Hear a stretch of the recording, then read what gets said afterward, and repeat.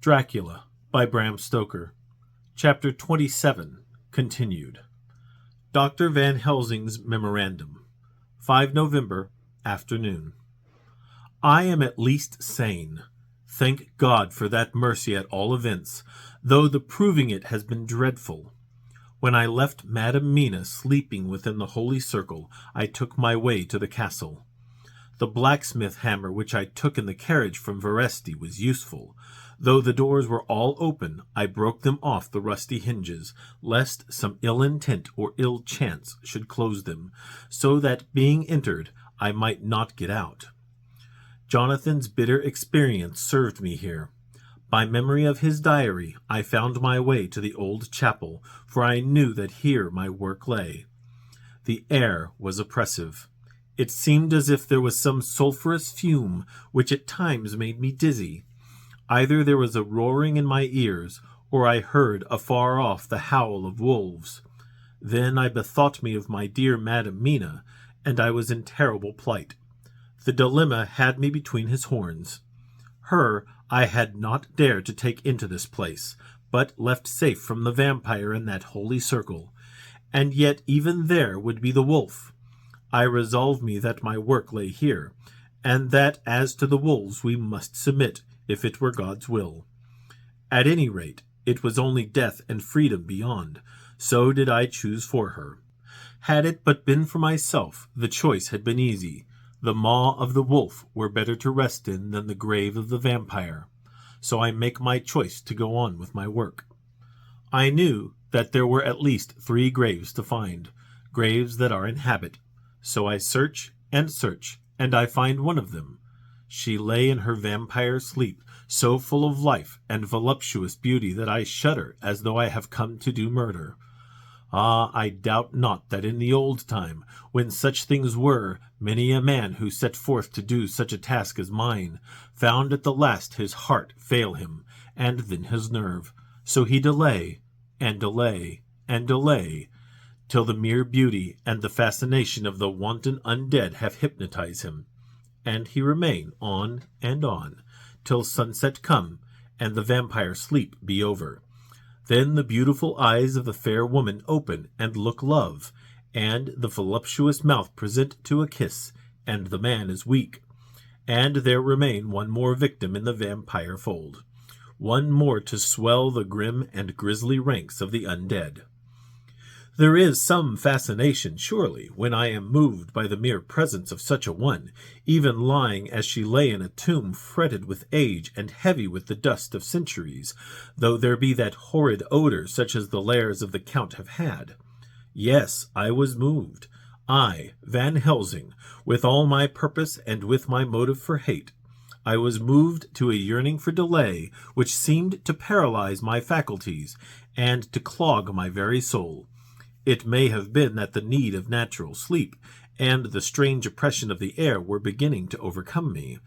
Certain it was that I was lapsing into sleep, the open-eyed sleep of one who yields to a sweet fascination, when there came through the snow-stilled air a long, low wail, so full of woe and pity that it woke me like the sound of a clarion, for it was the sound of my dear Madam Mina that I heard.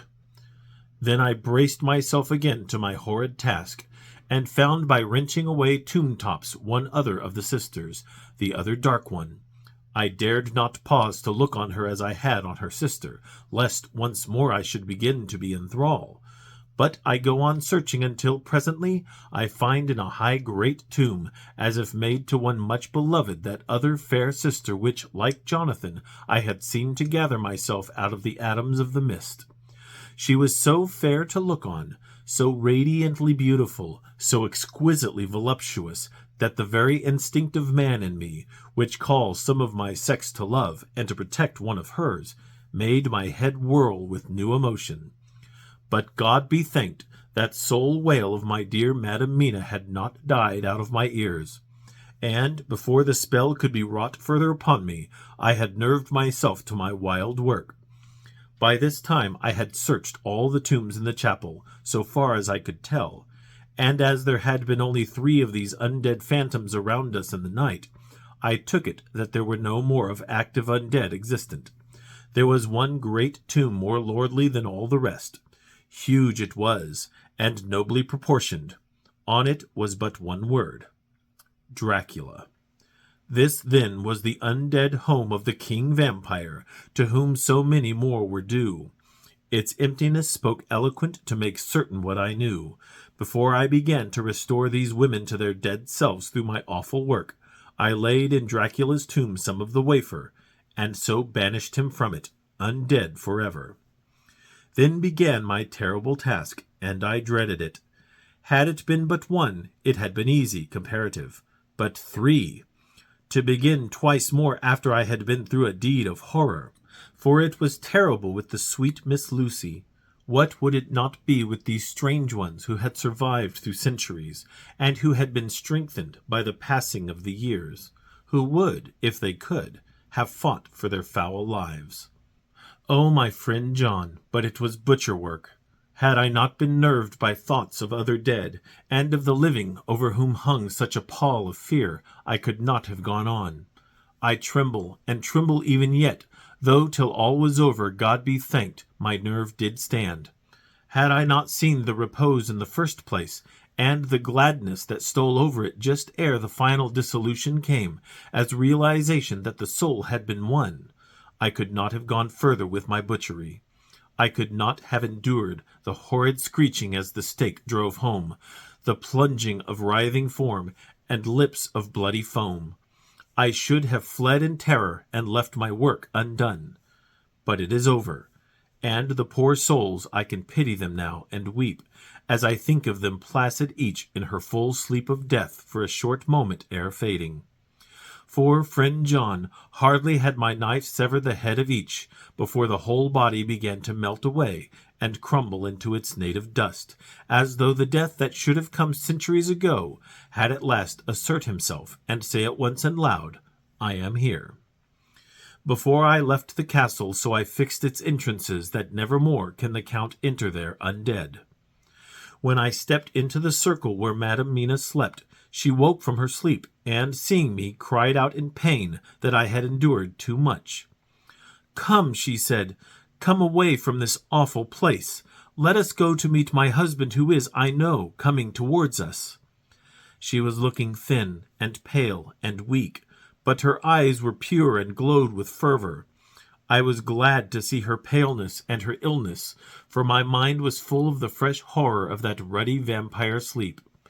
And so, with trust and hope, and yet full of fear, we go eastward to meet our friends, and him whom Madam Mina tell me that she know are coming to meet us.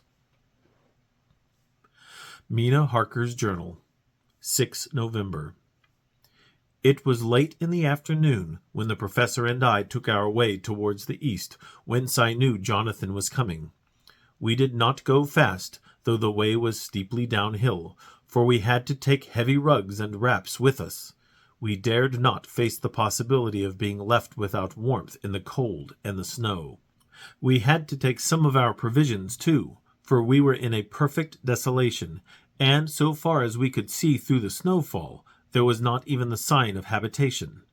When we had gone about a mile, I was tired with the heavy walking, and sat down to rest. Then we looked back and saw where the clear line of Dracula's castle cut the sky, for we were so deep under the hill whereon it was set that the angle of perspective of the Carpathian mountains was far below it. We saw it in all its grandeur, perched 1,000 feet on the summit of a sheer precipice, and with seemingly a great gap between it and the steep of the adjacent mountain on any side. There was something wild and uncanny about the place. We could hear the distant howling of wolves. They were far off, but the sound, even though coming muffled through the deadening snowfall, was full of terror. I knew from the way Dr. Van Helsing was searching about that he was trying to seek some strategic point where we would be less exposed in case of attack. The rough roadway still led downwards. We could trace it through the drifted snow. In a little while the professor signaled to me, so I got up and joined him. He had found a wonderful spot, a sort of natural hollow in a rock, with an entrance like a doorway between two boulders. He took me by the hand and drew me in. "See," he said, "here you will be in shelter, and if the wolves do come I can meet them one by one. He brought in our furs, and made a snug nest for me, and got out some provisions, and forced them upon me. But I could not eat. To even try to do so was repulsive to me, and much as I would have liked to please him, I could not bring myself to the attempt. He looked very sad, but did not reproach me. Taking his field glasses from the case, he stood on top of the rock, and began to search the horizon. Suddenly he called out, "Look, Madam Mina, look! Look!" I sprang up and stood beside him on the rock. He handed me his glasses and pointed. The snow was now falling more heavily and swirled about fiercely, for a high wind was beginning to blow. However, there were times when there were pauses between the snow flurries, and I could see a long way round. From the height where we were it was possible to see a great distance, and far off, beyond the white waste of snow, I could see the river lying like a black ribbon in kinks and curls as it wound its way. Straight in front of us, and not far off, in fact so near that I wondered we had not noticed it before, came a group of mounted men hurrying along. In the midst of them was a cart, a long lighter wagon which swept from side to side, like a dog's tail wagging, with each stern inequality of the road. Outlined against the snow as they were, I could see from the men's clothes that they were peasants or gypsies of some kind. On the cart was a great square chest. My heart leaped as I saw it, for I felt that the end was coming. The evening was now drawing close, and well I knew that at sunset the thing, which was till then imprisoned there, would take new freedom, and could in any of many forms elude pursuit. In fear I turned to the professor. To my consternation, however, he was not there. An instant later I saw him below me. Round the rock he had drawn a circle, such as we had found shelter in last night. When he had completed it, he stood beside me again, saying, "At least you shall be safe here from him." He took the glasses from me, and at the next lull of the snow swept the whole space below us. "See," he said, "they come quickly. They are flogging the horses, and galloping as hard as they can." He paused and went on in a hollow voice. "They are racing for the sunset. We may be too late. God's will be done." Down came another blinding rush of driving snow, and the whole landscape was blotted out. It soon passed, however, and once more his glasses were fixed on the plain. Then came a sudden cry, "Look! Look! Look! See! 2 horsemen follow fast, coming up from the south. It must be Quincy and John. Take the glass. Look before the snow blots it all out." I took it and looked. The 2 men might be Dr. Seward and Mr. Morris. I knew at all events that neither of them was Jonathan. At the same time I knew that Jonathan was not far off. Looking round, I saw on the north side of the coming party 2 other men, riding at breakneck speed. One of them I knew was Jonathan, and the other I took, of course, to be Lord Godalming. They, too, were pursuing the party with the cart.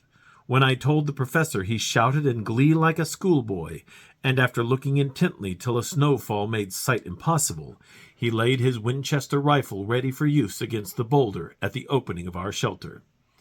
"They are all converging," he said. "When the time comes we shall have gypsies on all sides." I got out my revolver ready to hand, for whilst we were speaking the howling of wolves came louder and closer. When the snowstorm abated a moment we looked again. It was strange to see the snow falling in such heavy flakes close to us and beyond, the sun shining more and more brightly as it sank down towards the far mountain tops. Sweeping the glass all around us I could see here and there dots moving singly and in 2s and 3s and larger numbers. The wolves were gathering for their prey. Every instant seemed an age whilst we waited. The wind came now in fierce bursts, and the snow was driven with fury as it swept upon us in circling eddies. At times we could not see an arm's length before us, but at others, as the hollow-sounding wind swept by us, it seemed to clear the airspace around us so that we could see afar off. We had of late been so accustomed to watch for sunrise and sunset that we knew with fair accuracy when it would be, and we knew that before long the sun would set. It was hard to believe that by our watches it was less than an hour that we waited in that rocky shelter before the various bodies began to converge close upon us. The wind came now with fiercer and more bitter sweeps, and more steadily from the north. It seemingly had driven the snow clouds from us, for with only occasional bursts the snow fell. We could distinguish clearly the individuals of each party, the pursued and the pursuers. Strangely enough, those pursued did not seem to realize, or at least to care, that they were pursued. They seemed, however, to hasten with redoubled speed as the sun dropped lower and lower on the mountain tops. Closer and closer they drew. The professor and I crouched down behind our rock and held our weapons ready. I could see that he was determined that they should not pass. One and all were quite unaware of our presence. All at once 2 voices shouted out to halt. One was my Jonathan's, raised in a high key of passion. The other Mr. Morris's strong, resolute tone of quiet command. The gypsies may not have known the language, but there was no mistaking the tone, in whatever tongue the words were spoken. Instinctively they reined in, and at the instant Lord Godalming and Jonathan dashed up at one side, and Dr. Seward and Mr. Morris on the other. The leader of the gypsies, a splendid-looking fellow who sat his horse like a centaur, waved them back, and in a fierce voice gave to his companions some word to proceed. They lashed the horses, which sprang forward, but the 4 men raised their Winchester rifles, and in an unmistakable way commanded them to stop. At the same moment Dr. Van Helsing and I rose behind the rock, and pointed our weapons at them. Seeing that they were surrounded, the men tightened their reins and drew up. The leader turned to them and gave a word at which every man of the gypsy party drew what weapon he carried, knife or pistol, and held himself in readiness to attack. Issue was joined in an instant. The leader, with a quick movement of his rein, threw his horse out in front, and pointed first to the sun, now close down on the hilltops, and then to the castle, said something which I did not understand. For answer, all 4 men of our party threw themselves from their horses and dashed towards the cart. I should have felt terrible fear at seeing Jonathan in such danger, but that the ardor of battle must have been upon me as well as the rest of them. I felt no fear, but only a wild, surging desire to do something. Seeing the quick movement of our parties, the leader of the gypsies gave a command.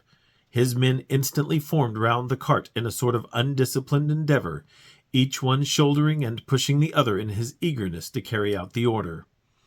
In the midst of this I could see that Jonathan on one side of the ring of men, and Quincy on the other, were forcing a way to the cart. It was evident that they were bent on finishing their task before the sun should set. Nothing seemed to stop or even to hinder them. Neither the levelled weapons, nor the flashing knives of the gypsies in front, nor the howling of the wolves behind, appeared to even attract their attention. Jonathan's impetuosity and the manifest singleness of his purpose seemed to overawe those in front of him. Instinctively they cowered aside and let him pass. In an instant he had jumped upon the cart, and with a strength which seemed incredible, raised the great box and flung it over the wheel to the ground. In the meantime Mr. Morris had had to use force to pass through his side of the ring of Shigani. All the time I had been breathlessly watching Jonathan, I had, with the tail of my eye, seen him pressing desperately forward, and had seen the knives of the gypsies flash as he won a way through them, and they cut at him. He had parried with his great bowie knife, and at first I thought that he too had come through in safety. But as he sprang beside Jonathan, who had by now jumped from the cart, I could see that with his left hand he was clutching at his side, and that the blood was spurting through his fingers. He did not delay notwithstanding this, for as Jonathan, with desperate energy, attacked one end of the chest, attempting to prise off the lid with his great kukri knife, he attacked the other frantically with his bowie. Under the efforts of both men, the lid began to yield. The nails drew with a screeching sound, and the top of the box was thrown back. By this time the gypsies, seeing themselves covered by the Winchesters, and at the mercy of Lord Godalming and Dr. Seward, had given in, and made no further resistance. The sun was almost down on the mountain tops, and the shadows of the whole group fell upon the snow. I saw the Count lying within the box upon the earth, some of which the rude falling from the cart had scattered over him. He was deathly pale, just like a waxen image, and the red eyes glared with the horrible vindictive look which I knew so well. As I looked, the eyes saw the sinking sun, and the look of hate in them turned to triumph. But on the instant came the sweep and flash of Jonathan's great knife. I shrieked as I saw it tear through the throat, whilst at the same moment Mr. Morris's bowie knife plunged into the heart. It was like a miracle, but before our very eyes, and almost in the drawing of a breath, the whole body crumbled into dust and passed from our sight. I shall be glad as long as I live that even in that moment of final dissolution there was in the face a look of peace, such as I never could have imagined might have rested there. The castle of Dracula now stood out against the red sky, and every stone of its broken battlements was articulated against the light of the setting sun. The gypsies, taking us as in some way the cause of the extraordinary disappearance of the dead man, turned without a word, and rode away as if for their lives. Those who were unmounted jumped upon the lighter wagon, and shouted to the horsemen not to desert them. The wolves, which had withdrawn to a safe distance, followed in their wake, leaving us alone. Mr. Morris, who had sunk to the ground, leaned on his elbow, holding his hand pressed to his side. The blood still gushed through his fingers. I flew to him, for the holy circle did not now keep me back. So did the two doctors. Jonathan knelt behind him, and the wounded man laid back his head on his shoulder. With a sigh he took with a feeble effort my hand in that of his own, which was unstained. He must have seen the anguish of my heart in my face, for he smiled at me and said, "I am only too happy to have been of service." "Oh God!" he cried suddenly, struggling to a sitting position and pointing to me. "It was worth for this to die. Look! Look!" The sun was now right down upon the mountain top, and the red gleams fell upon my face, so that it was bathed in rosy light. With one impulse the men sank on their knees, and a deep and earnest "Amen" broke from all, as their eyes followed the pointing of his finger. The dying man spoke. "Now God be thanked that all has not been in vain. See, the snow is not more stainless than her forehead. The curse has passed away." And, to our bitter grief, with a smile and in silence, he died, a gallant gentleman. Note: 7 years ago we all went through the flames, and the happiness of some of us since then is, we think, well worth the pain we endured. It is an added joy to Mina and to me that our boy's birthday is the same day as that on which Quincy Morris died. His mother holds, I know, the secret belief that some of our brave friend's spirit has passed into him. His bundle of names links all our little band of men together, but we call him Quincy. In the summer of this year we made a journey to Transylvania, and went over the old ground which was, and is, to us so full of vivid and terrible memories. It was almost impossible to believe that the things which we had seen with our own eyes and heard with our own ears were living truths. Every trace of all that had been was blotted out. The castle stood as before, reared high above a waste of desolation. When we got home we were talking of the old time, which we could all look back on without despair, for Godalming and Seward are both happily married. I took the papers from the safe where they had been ever since our return so long ago. We were struck with the fact that in all the mass of material of which the record is composed, there is hardly one authentic document. Nothing but a mass of typewriting, except the later notebooks of Mina and Seward and myself, and Van Helsing's memorandum. We could hardly ask anyone, even did we wish to accept these as proofs of so wild a story. Van Helsing summed it all up as he said with our boy on his knee, "We want no proofs. We ask none to believe us. This boy will some day know what a brave and gallant woman his mother is. Already he knows her sweetness and loving care. Later on he will understand how some men so loved her that they did dare much for her sake. Jonathan Harker.